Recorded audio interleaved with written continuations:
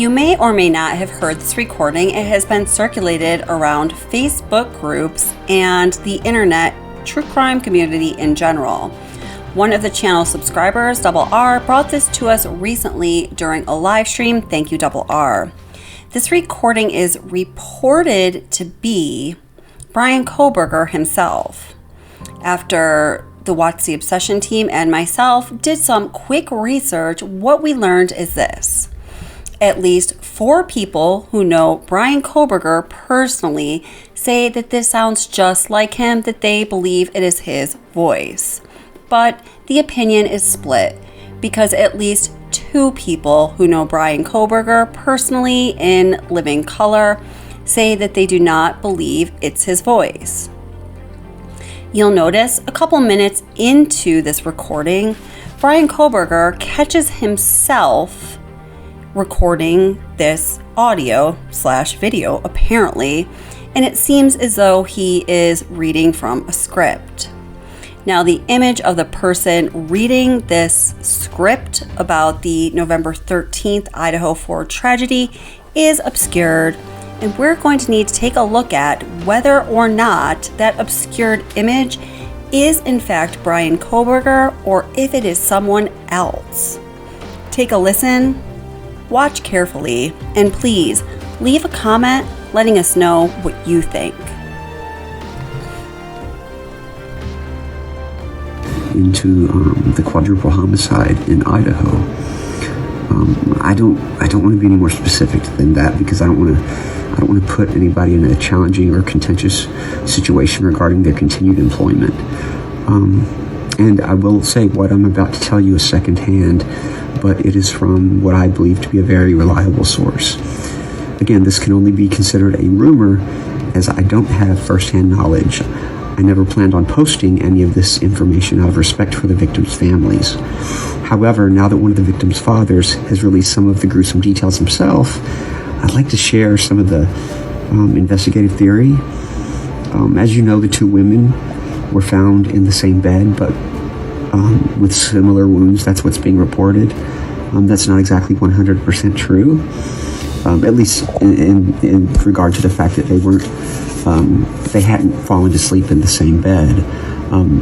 One of the victim's wounds were deep gouges that were delivered with extremely aggressive force, so much so that the victim's liver and lungs were destroyed. Here's the theory that's happening. They definitely think it was a man because of the force of the wounds. The person must have been very strong. They think the man came into the room after doing what they did on the 2nd floor. They went upstairs. The person cleanly and quietly unalived the first victim. The second victim awoke and tried to run.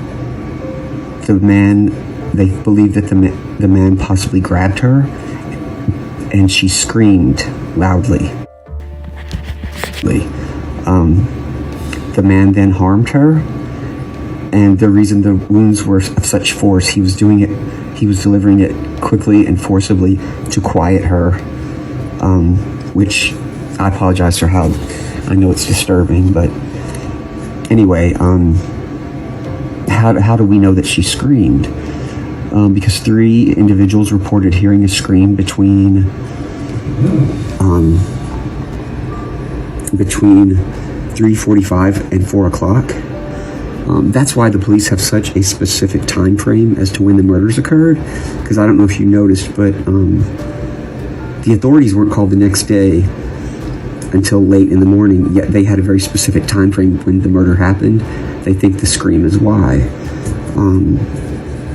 And after reviewing video files from the neighborhood, they reviewed security cameras in the area, and they have an audio file I haven't heard it, but I was told that you can clearly hear a loud scream from a female. That scream was recorded at exactly 3:38 a.m. Neighbors say they didn't call the police because they said there's often loud noise coming from the house. I was told that there are parties there all the time. Again, I don't know if that's true, but it's what I was told. The weapon used was a long serrated-edged hunting knife with a fixed blade. The weapon had not been in the house. The person brought it with them and took it when they left. The two victims were on the same bed, not side by side. One victim was found on top of the other. The reason is that the one tried to escape and was grabbed, harmed, and then shoved and fell on top of her friend. That is why there's a lot of blood mixtures on this at the scene. They're also desperately looking for this white car.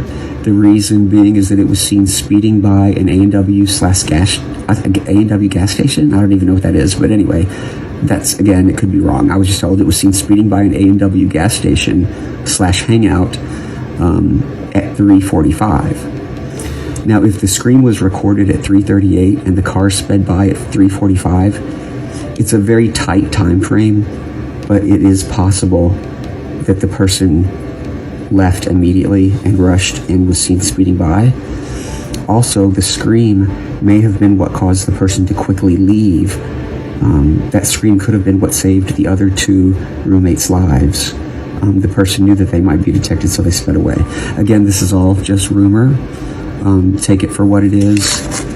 I just pray for these young people. I hope they rest in peace and that their families can find peace after this horrible crime, and I hope that the person who committed it can be brought to justice. Thanks a lot.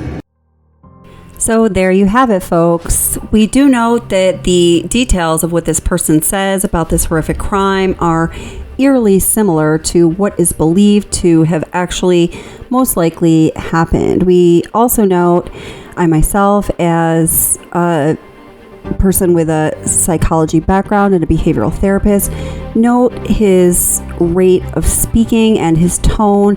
It sounds like he gets excited during certain parts of this narrative as he is telling his version of what he says is a theory of what happened in this crime. Please leave a comment letting us know what you think. I'd really like to know if this recording is authentic or not.